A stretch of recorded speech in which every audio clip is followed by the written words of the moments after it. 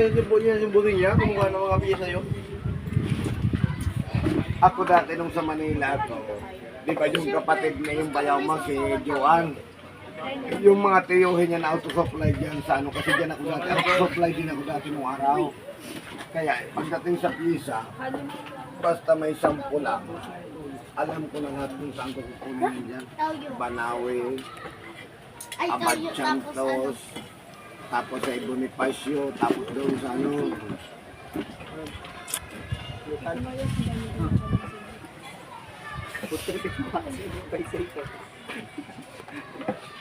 Saan kayo inabutan ng ulan? Bakit basa kayo? Yung mga vlog ni Ninong eh, pinapanood eh. Kompleto? Sa kayo nabutan na wala na. Bakit nabasa kayo? Ang init-init dito. Ako nito, ginamit ko na. Bakit kasi kayo nabasa? Bakit kayo nabasa dyan? Parang hindi naman umulan. Ano mga ano ano mo na nga i-live mo. Lagi pa ikot-ikot mo na kasi pag nakita doon sa atin na masmati, masabi ang sarap namang mga Ayan, ayan, ayan. Ano.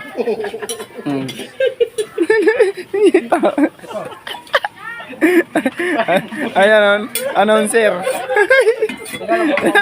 Announcer, announcer.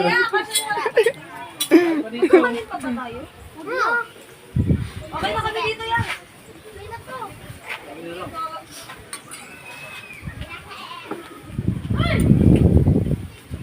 Dalawin doon.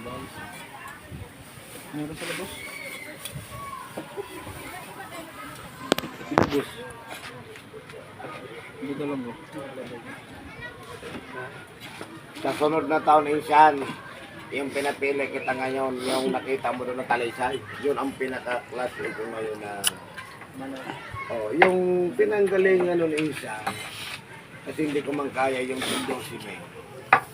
Bumili ako ng ganito kalaki, 3.5, dalawang babae, isang lalaki.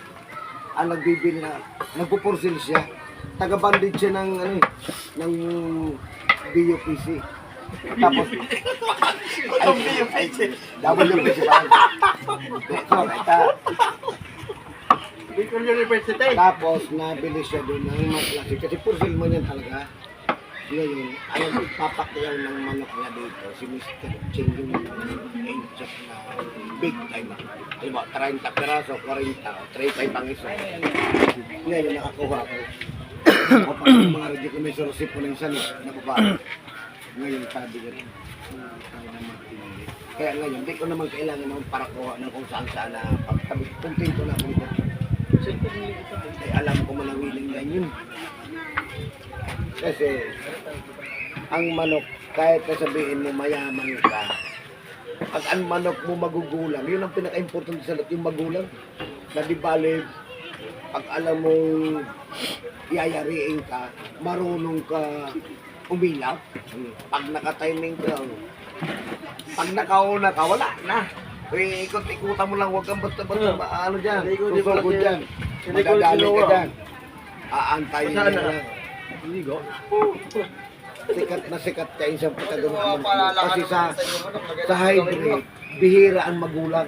Karamihan ng tatatak, puro lang gano'n. Manalo man ang dalawa sa'yo, hindi naman pakinabangan eh. Pero yung, ano siya, yung magulang siya sa laro, na hindi bali, makano siya, huwag lang siya masaktan. Yun ang pinakamaganda.